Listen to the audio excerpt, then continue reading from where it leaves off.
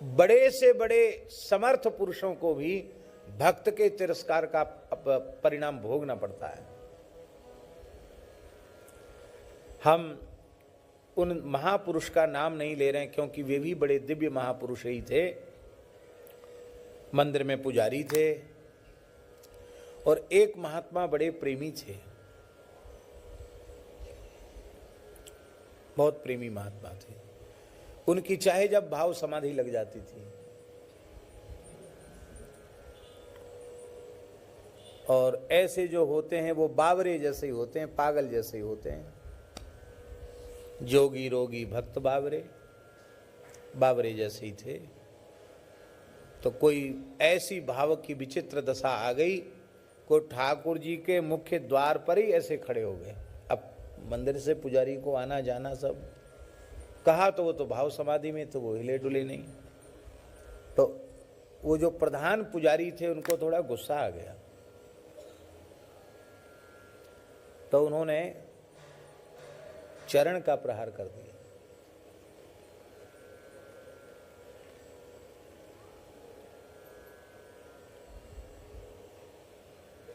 वे तो शरीर की स्थिति में थे ही नहीं, वो गिर गए।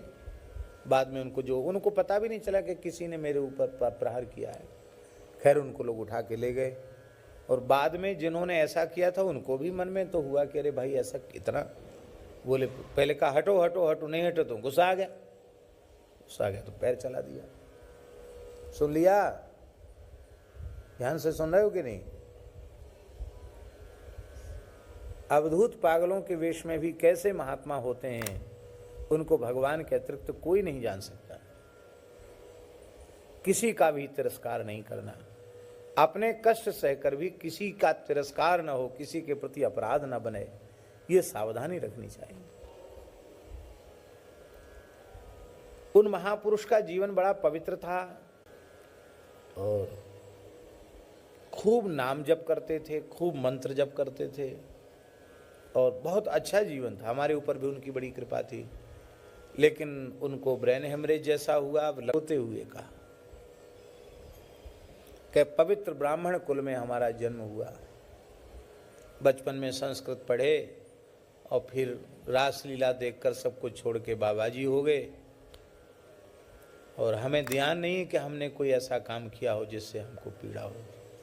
लेकिन एक महात्मा को हमने क्रोध में आकर के लात चलाई थी, तो बोले ठाकुर रघुनाथ जी ने बड़ी कृपा की, वही अंग हमारा चला गया। इसलिए बड़े स्नेहपूर्वक उन्होंने कहा, पंडित जी कैसी भी स्थिति आ जाए, साधु ब्राह्मण इनके ऊपर क्रोध नहीं करना, इनके अपराध से बचना।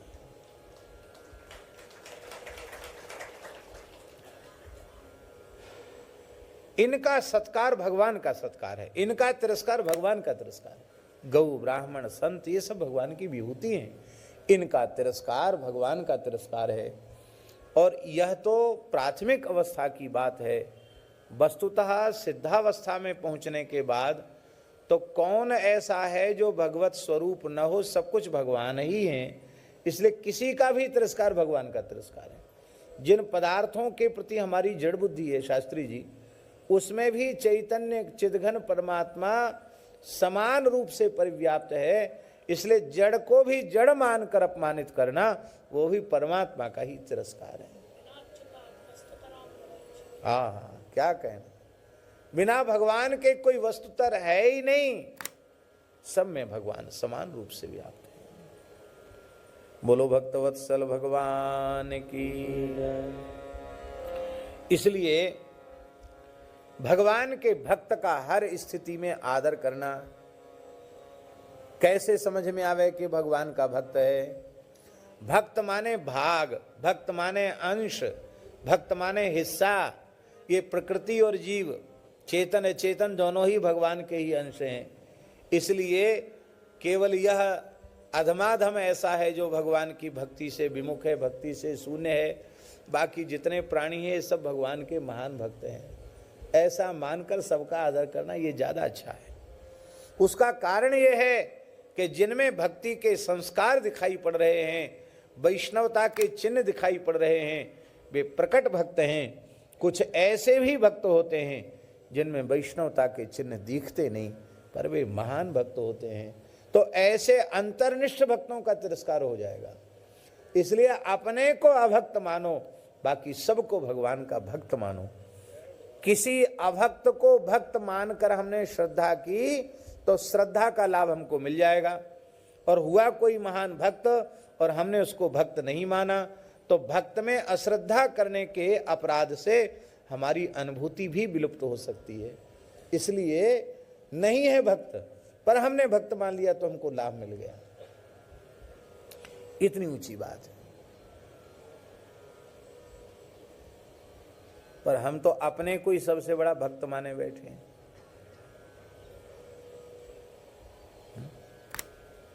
सूरदास जी से पूछो, श्री तुलसीदास जी से पूछो। एक उद्धव जी का स्वरूप है, एक वाल्मीकि जी का स्वरूप है, लेकिन इनकी दीनता देखो, ये अपने को भक्त मानते हैं। आहा, ऐसा अपूर्व दैन्य होता है जिनके अंतःकरण में प्रतिष्ठित भक्ति महारानी उनके हृदय भवन को अविचल भाव से विराजमान होकर के धन्याति धन्य बना देती। तो महाराज जी कहते थे कि भक्त तत्व में तो भक्त तत्व है ही, भक्ति का अंतर्भाव भी भक्त तत्व में, गुरु का अंतर्भाव भी भक्त तत्व में, और भगवान का भी अंतर्भाव भक्त तत्व में।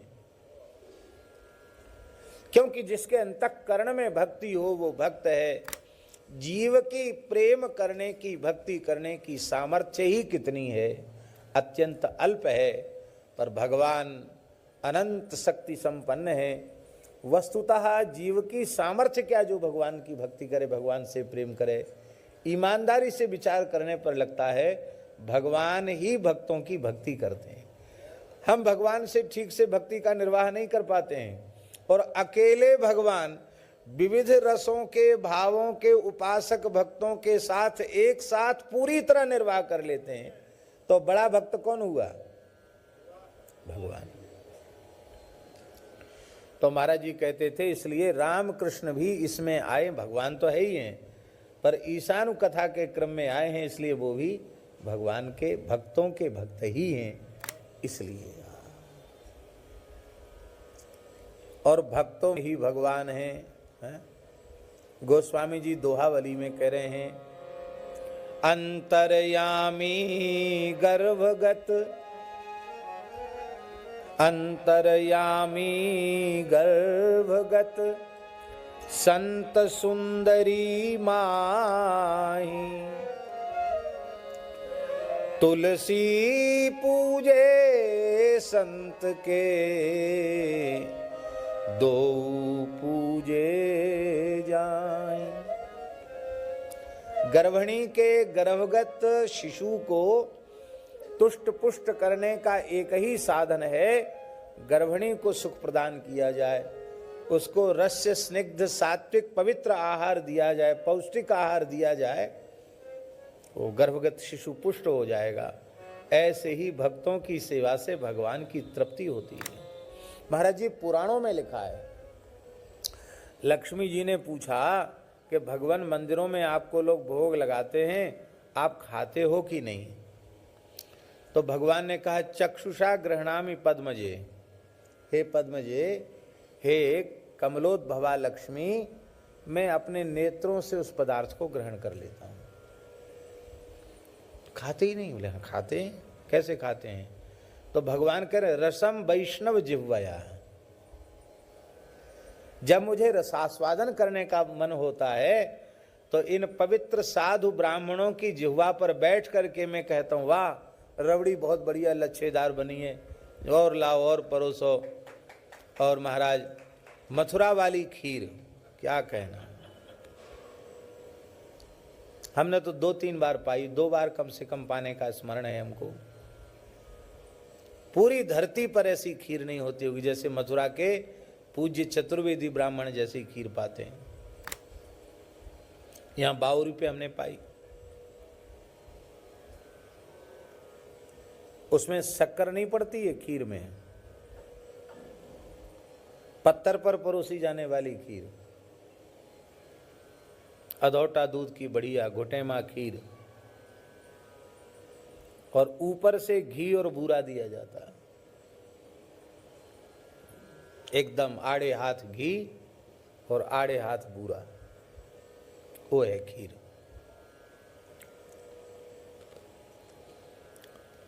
तो ऐसे सुंदर सुंदर भगवान निवेदित पदार्थ, भगवत प्रसाद जब साधु ब्राह्मण प्रसन्नतापूर्वक ग्रहण करते हैं तो उनकी जिह्वा पर बैठ करके मैं रसास्वादन करता हूँ।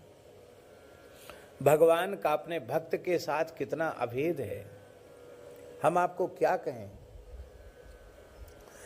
भगवान महाभारत में पांडवों के विषय में भगवान कह रहे हैं, जो पांडवों से द्वेष करता है वो मुझसे ही द्वेष करता है, और जो पांडवों से प्रेम करता है वो मुझसे ही प्रेम करता है। यस्तान द्वेष्टि समाम द्वेष्टि यस्तान अनु समाम अनु।